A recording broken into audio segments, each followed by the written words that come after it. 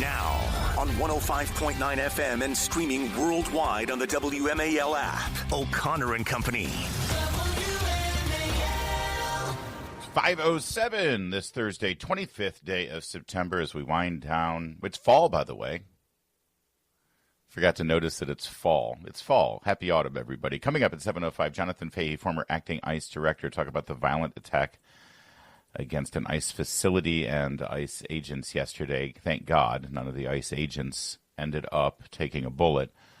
But left-wing motivated hate, once again, turns into violence. 7:35, Katie McFarland will join us. And at 8:05, Representative Jim Jordan, chairman of the House Judiciary Committee, talk about that censorship story at the hands of Google and YouTube. And, well, maybe we'll ask him about the leak yesterday that James Comey is expected to be indicted momentarily. Maybe Jim Jordan knows a little thing about that. We'll get into it. And when I say we, of course, I mean me and the one, the only, the fresh off her Jewish New Year Rosh Hashanah celebration, Bethany, the Irish Jew Mandel. Good morning, Bethany. Good morning. I was joking with you before the show started that you're going to have to just tell me what I missed while my phone was off for the holiday.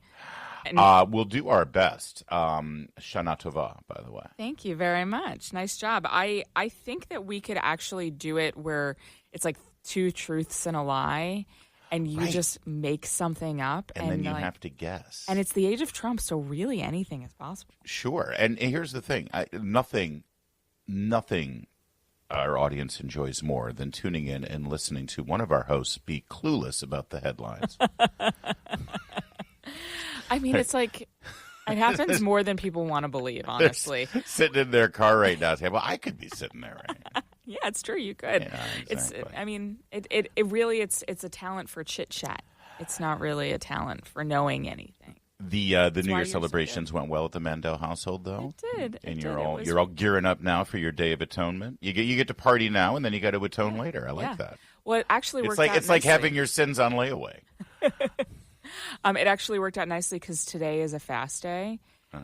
But because I woke up so early, I get to eat and drink before the sun rises. Oh, you get a dispensation if you've got a certain schedule. That's nice. No. Well, you're welcome. The fast starts at sunrise. That's great. I'm going to pretend that sunrise is at 8 o'clock. This is why Catholics like the Jews so much, because we have a lot in common with our forced fasts and sort of, following certain rules and regulations and things, because Jesus was Jewish. Mm-hmm. So it sort of makes sense. Yeah. I mean, he still is Jewish. It's just we'll explain later, Bethany. It's the fulfillment of the first of the old covenant. You see, maybe your High Holy Week shouldn't be the time that I try to evangelize you. I don't know, man. I don't know what you're saying right now. It's all Greek to me. Actually, there's some Greek involved. But all right. Well, Happy New Year to you and to all those celebrating. It is an important week in the Jewish calendar. Although, would you call this the more important week than Passover? I would say they're on par. Yeah. I would say they're pretty equal. Yeah, Passover is pretty darn important. But what's killer is actually so we have Rosh Hashanah, then Yom Kippur next week. Yeah. And then the next 2 weeks after that, there's 2 other holidays.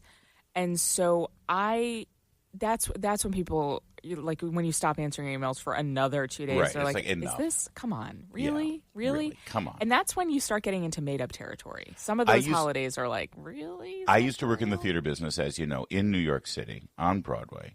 And it was, as you can well imagine, a large population of observant Jews work in that industry. I'm actually surprised they're observant, but yes. Well, so here's the thing. Funny you should say that.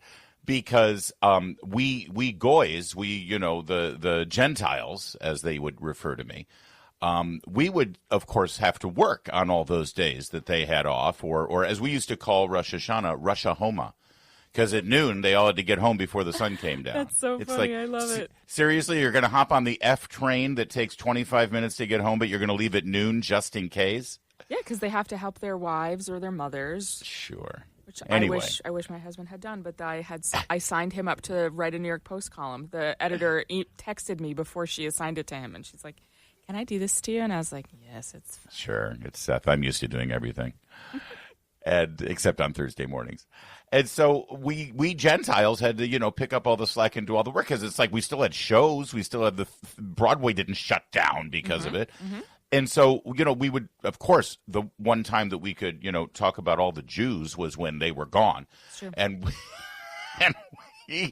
that's when we told our Jewish jokes. It was great. Mm-hmm. We would sing That's German what I do songs. on Easter. Right. I bet you do. I love walking around on Easter in the morning on Sunday. I'm like, I own everything. That's right. It's all mine. How many Christians does it take to screw in a light bulb? So we thought that it was a conspiracy because there always seemed to be, even when there was attrition and people would leave the business or get hired by another company, there was always a certain percentage of non-Jews there so that we could do the work while they were home, enjoying their holidays. Yeah, no, you need that also in hospitals. So if you go to the doctor, you're guaranteed not to get a Jewish doctor during basically any of the fall. But then we really come in swinging for Christmas. It is at this moment, as I tell this anecdote and you affirm it, that I realize I was basically a DEI hire. Mm-hmm. Yeah. And I'm your go-to Jew. You are my go-to Jew. And that is true. I feel bad, actually, because I'm going away in December this year, and I would have been co-hosting like mad in December. Absolutely. You would have been our go-to Jew on Christmas Eve and Christmas Day. I feel really bad about it. I'm actually hosting on those days this year, too. Really? I'm not going away for Christmas this year. Oh, that's so sad. I'll be... Oh, no, it's not. No. It's terrific. Trust me. Okay. It's fantastic. I love it. I'm so happy for you then. I'll be here all through it. Now that we've given a preview of our holiday schedule, perhaps we should get to yesterday's news and headlines. No, but I'm glad you had a good holiday and Happy New Year to you. It's been Thanks. Honestly, I'm actually a little jealous that you had a reason to unplug and shut down for a little over a day in the middle of the week. I know you do that every Friday night. Yeah, but, no, it was nice. But I am just joking. I do know what's going on in the world.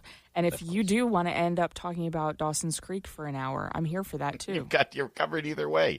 Yeah. And how to make a good challah bread. There you go. All right. Well, we did have a violent attack unfold yesterday during the program. In fact, we broke in with the news around 8:30 yesterday morning that there was a shooting at an ICE facility in Dallas. I believe this is the same ICE field office that had a violent left-wing inspired attack about a month and a half ago at the exact same location. And after the program went off the air, we learned the sad truth, that this was, in fact, a 29-year-old who ended up taking a gun on himself. That's not the sad part, that he was inspired by left-wing anti-ICE rhetoric. We're going to give you the details of that in just a moment, and sadly, furtherance of this trend that, as Tim Pool, conservative commentator on YouTube, put it, it is open season on those who support Donald Trump right now. What's that all about, and how do we get through this? We'll get to it in a moment. First, though, it's 5:15. WMAL, making sense of the news. Live from the Home Paramount Pest Control Studios. Home Paramount, the leader in pest control since 1939. Your next $1,000 could be one text away. It's $5K a day on WMAL. I can confirm at this time that the FBI is investigating this incident as an act of targeted violence. It is unfortunately just the most recent example we've seen of targeted violence. To include here in North Texas, where back on July 4th, we saw a coordinated attack carried out against an immigration detention center in Alvarado, Texas. What I can also share with you is that early evidence that we've seen from rounds that were found near the suspected shooter contain messages that are anti-ICE in nature. That is Special Agent in charge for the FBI, Joe Rothrock, in the Dallas office, giving the announcement to the media yesterday that there were rounds found that had messages of opposition to immigration and customs enforcement. And, well, who should be surprised at such things? Just 12 hours before this person picked up a gun and started shooting into an ICE vehicle, Gavin Newsom, the governor of Virginia, was on Stephen Colbert saying this. Look, we had a 15-year-old disabled kid in Los Angeles was waiting for his sister to come out of high school, and they pulled out guns on this kid. They pulled out guns and handcuffed this young child. That's happening in the United States of America. Masked men jumping out of unmarked cars, people disappearing, no due process. No oversight, zero accountability happening in the United States of America today. People ask, well, is authoritarianism, you're being hyperbolic? Bull, we're being hyperbolic. If you're a black and brown community, it's here in this country. And so it's funny, you hear that sort of thing, and eventually someone like this horrible human that decided to pick up a gun, they're going to do that. They're going to act on it when they think that they've got these horrible masked stormtroopers picking people up off the street and disappearing them. The governor knows better, of course, but it doesn't matter because he's running for president and he gets applause when he says such things. And this is the climate we're in right now, Bethany. Yeah, it is. It's wild seeing this on the heels of liberals saying we have to unmask ICE agents. Yeah. Because this is what they want, and the gaslighting that they partake in about, you know, what could go wrong with unmasking ICE agents. But this is, you know, a long part of a long line of violent incidents that the left have participated in, and it's scary. I mean, you were teasing earlier what Tim Pool was saying, and it's a scary time. And to me, the scary part is not, you know, shooter here and there. There's crazy people in this world. What scares me is the number of people who, when these things happen, they think it's justified. Yeah. They do, and it's because their leaders are telling them that it's justified. Don't forget, this is the Minnesota governor, and he was the running mate for Kamala Harris. He was at a commencement address of college graduates in Minnesota just a few months ago. Donald Trump's modern-day Gestapo is scooping folks up off the streets. They're modern-day Gestapo. You know, these words matter. Yes. These words mean something. Yep. And now, in this case, 4 rounds were fired into this vehicle blindly, and thankfully none of the officers got shot. Tragically, some of the detainees got shot. Mm-hmm. And by the way, yes, these detainees were being processed and potentially either repatriated to their own countries or facing criminal justice, but they didn't deserve to be murdered. Yeah. They didn't deserve to be killed. This leftist killed them. Yeah, I mean, this is the irony of these people, that he just is shooting blindly and kills the very people he claims to be helping. Is this not the most clear example of leftism you've ever seen in your life? Right. That's right. I'm going to do something, and then he Yes. just starts blindly shooting and kills the people that he claims he wants to help and save. Yeah. No, I mean, it's like welfare in inner city. So it's like, I'm helping. Can't you see I'm helping? And you're like, oh, you've destroyed the Black American family.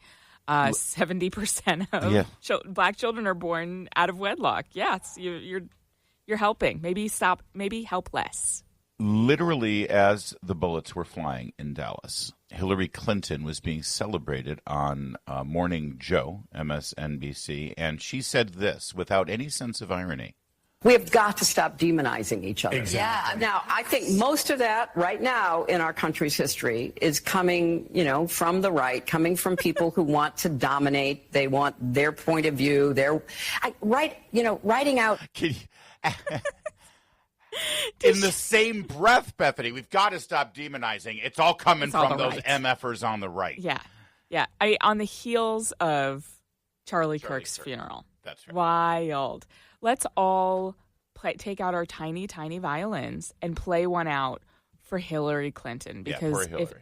If there's a victim here, Lord knows it's Hillary Clinton and the left. No, I mean, this is – but it all kind of makes sense in their worldview, because silence is violence and violence is fine. And therefore, they are the real victims here. And I just – it's terrible, and I really feel for them. Yeah, exactly. They really deserve some sympathy as they pick up guns and try to murder us in the streets. Mm-hmm. I mentioned Tim Pool. Tim Pool is a conservative commentator. He has a show on YouTube. He was a guest on Jesse Kelly last night, and he specifically said that he has never, ever seen death threats and violence threatened against him like he's seen in the last 2 weeks since the murder of Charlie Kirk. We're going to share that with you. Ben Ferguson echoed that as well. Ben Ferguson has gone out and gotten himself fitted for a bulletproof vest. He's not the only one. I know other people who do public appearances who have done the same. People don't understand that if you're recognized, and thank God most of the time I do my job. I'm on the radio, but people do recognize me sometimes. Usually it's people coming up to say they like me, but not always. Yep. And they don't understand the kind of public abuse that we take that was encouraged by the likes of Maxine Waters and other politicians saying, yes, go out there and make their life miserable and get in their faces. And that's what they do. Yeah. And after seeing the death of our friend, it's beyond unnerving right now. Yeah. And this violence in Dallas yesterday is connected directly to that sort of thing. We're going to keep exploring this for you so you know what's going on out there in just a moment. It's 5:23. More details on yesterday's left-wing inspired violence in Dallas. An attack on ICE agents. Was it inspired by Gavin Newsom's words the night before? J.D. Vance got into the mix. And also Tim Pool and Ben Ferguson, conservative commentators, explain exactly what the climate's like right now. Keep it here. It's 5:30. WMAL-FM, Woodbridge, Washington, a Cumulus media station. Making sense of the news. News Talk 105.9. News now. Now on 105.9 FM and streaming worldwide on the WMAL app. O'Connor and Company. 5:37. Good morning. It's O'Connor and Company. Coming up at 7:05. Jonathan Fahey, former acting ICE director, on yesterday's attack on an ICE facility. 7:35. KT McFarland, and then at 8:05, Congressman Jim Jordan, chairman of the House Judiciary Committee. It's Larry O'Connor and Bethany Mandel. Good morning. Bethany. Good morning. Good to see you. So this struck me yesterday as Tim Pool was on the Jesse Waters show, and I just want to, I'm on radio, and I'm nowhere near the profile of these guys that we're about to talk with here at all, but I have a modicum of a profile, and the moderator and producer of my YouTube live stream that I do every day at noon has noticed a significant uptick in hateful comments in the live chat and in the watch on demand after the fact, and many of those hateful comments tinged with violent threats. Against you? Against me, yeah. Oh and this is something that you deal with via email all the time, too. You often get, because we support Donald Trump and because we're conservative. That's why. That's all it takes. You don't even have to support Donald Trump. You just... That's true. Just be on the right. Don't be a leftist, and you deserve to die is kind of... But since the Charlie Kirk assassination, it has increased, not decreased. And I think partly because on the left, those responsible for the rhetoric that led to that murder, there has been this tacit sort of unspoken, I don't want to say approval, but certainly not the full-throated condemnation. What you hear is we condemn all political violence, which is easy. That's the easy lift. It ain't hard to just step up there and say, I condemn all political violence. And by saying all political violence, you're suggesting that it's coming mostly from one side, which it's not. Right. What you didn't hear was, it was wrong for us to call Donald Trump Hitler. It was wrong for us to continue to say this is fascist. It was wrong for us to say that there wouldn't be another election in this country again. Yeah.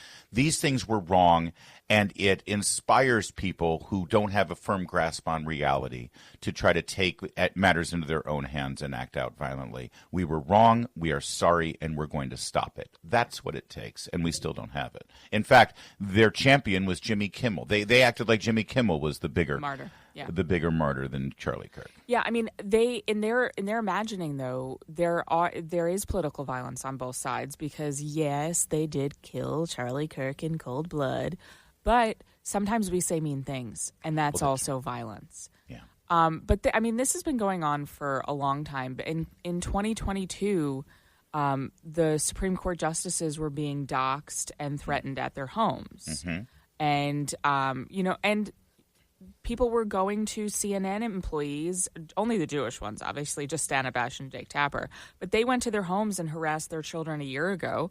All of these things That's actually political violence. Antifa tried to bust down Tucker Carlson's front door years ago here in D.C., and the police department did virtually nothing about it. In fact, they still deny that Antifa even exists. Yeah. And we've seen them city after city dressed all the same, using the exact same tactics and literally flying Antifa flags, and they claim it doesn't exist. And so, I mean, they're emboldened. Like, of course, Yes, they are. of course Charlie Kirk will inspire, because the lesson that they learned from it was you can become famous, you can become a hero. Luigi Mangione became a poster child. That to me, I think, was a real turning point in this sort of process that we're undergoing of political violence, because he was so deified by the left that it was appealing. It became appealing. Yesterday, J.D. Vance appeared in Michigan at a factory just hours after this violent attack occurred that was inspired by anti-ICE rhetoric, and he went unleashed. Here is the vice president yesterday. The very people who keep us safe ought to be honored and protected and praised by Democrats and Republicans alike. It is time to stop the rhetorical assault on law enforcement. Because here's what happens. Because here's what happens when Democrats, like Gavin Newsom did, say that these people are part of an authoritarian government. When the left-wing media lies about what they're doing, when they lie about who they're arresting, when they lie about the actual job of law enforcement, what they're doing is encouraging crazy people to go and commit violence. You don't have to agree with my immigration policies. You don't have to agree with Donald Trump's immigration policies. But if your political rhetoric encourages violence against our law enforcement, you can go straight to hell, and you have no place in the political conversation of the United States of America. He brought that passion and fire to the X platform on social media, and he tweeted out the obsessive attack on law enforcement, particularly ICE, must stop. I'm praying for everyone hurt in this attack and for their families. John Favreau of the Obama administration, and now a very, very popular podcaster for the left, replied to that post and said the vice president is not a reliable source of information. This is now the fifth or sixth time he's posted a political take contradicted by facts from his own law enforcement agencies. Of course, the facts were true. This was an attack on ICE. And so J.D. Vance replied and said, the gunman had anti-ICE messaging carved on the bullets he used. What precisely did I get wrong, dip bleep? He called him a dip bleep, but he didn't say bleep. I was wondering how you were going to handle it, because I knew what the unbleeped version was. Yeah. What exactly did I get wrong, dip bleep? And this is why J.D. Vance, I think, is probably the inheritor of MAGA. Yeah. Because Republicans before Trump would be more gentle and be more diplomatic. And this aggression... Oh, my good friend John Favreau is wrong about this one. Let me explain. No, you call him a dip bleep. Yes, and this aggression is what's necessary, because they have decided that we are at war. And so J.D. Vance is behaving accordingly. Yeah. And they're putting their money where their mouths are, the fact that we are at war with these people, because they're blowing up the cartel ships that are coming from Venezuela. They're like, we will literally blow you out of the water. Listen, I'm all for poise and decorum and genteel language and trying to be friends with people who disagree with you. I am. But not when bullets are flying. No. When bullets are flying, it's not time and when you're calling me a liar and a fabulist on the heels of everything that has happened over the course of the last few weeks, they understand that their words have consequences, and they're deploying them anyway. All right, coming up, as I promised, Tim Pool speaks out about what the climate is like for conservative commentators right now, as well as Ben Ferguson. Keep it here. It's 5:44. Mark Levin, weekdays 6 till 9 on 105.9 WMAL, making sense of the news. You don't have to agree with my immigration policies. You don't have to agree with Donald Trump's immigration policies. But if your political rhetoric encourages violence against our law enforcement, you can go straight to hell, and you have no place in the political conversation of the United States of America. J.D. Vance yesterday in Concord, North Carolina, by the way. I said Michigan. He was in Michigan the day before that. I apologize. I get mixed up sometimes. Unlike Jake Tapper, I will admit it and tell you when I got something wrong. Okay. Yesterday, Tim Pool on Jesse Waters explains what it's like right now to be an outspoken conservative commentator in the public eye. Cut 2. I've never received more death threats. I've also got very serious security where we do our show. The threat level was so great. My team instructed me not to travel. I was unable to go to the memorial for Charlie Kirk. But, Jesse, earlier just now you were mentioning the attacks that we've seen throughout the past weeks and months, but I want to make sure this is clear as it pertains to Jimmy Kimmel. The initial reporting was that advertisers and affiliates were upset. Sinclair said they wanted to bring the temperature down. None of that has changed. Sinclair and Nexstar are still saying they will preempt his show.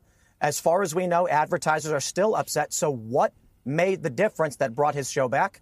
Well, this is a little bit of speculation, but there was a terror attack on an ABC affiliate in Sacramento by what is reported to be a Democrat who opened fire on the building. And it's been reported by the New York Post that Sinclair pulled their Charlie Kirk memorial because of terroristic threats against ABC affiliates. So I agree with you. It's open season on people who are standing up, speaking out, or supporting Trump. But the left is also attacking regular people to force their will. And I think it's because they recognized Donald Trump won the popular vote. Normal people have spoken, and they're not tolerating their strange policies that are destroying this country anymore. I think there's a lot of truth to that, Bethany. Yeah. And I think that we're seeing it act out. And anybody who's been engaged in, I took literally 10 years off of Facebook. Well, 8 years off of Facebook.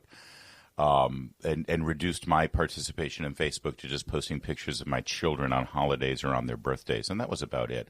I have dipped back in since the Charlie Kirk assassination. It is disturbing what that conversation has been like while I was gone amongst my friends on the left. It's gotten worse, much worse. And they truly do think that they live amongst fascists. They think they live amongst Nazis.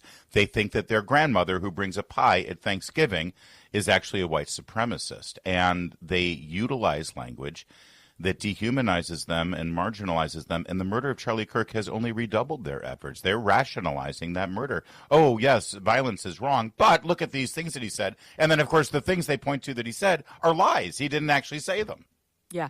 No, I mean, as a Jew, this bothers me so much when they compare things to the Holocaust, because the Holocaust is the Holocaust. Anything else is not the Holocaust. There's your easy flow chart for you. Was it the Holocaust? No. Therefore, not the Holocaust. But yeah, no, it's been. I try not to be too narcissistic, but I'm an only child, so I struggle with it. Go for it. But seeing my friends, and they're friends, they're real friends on my Facebook, on the left, talk about Charlie Kirk's murder, I cannot help but think, I've known you since we were 10.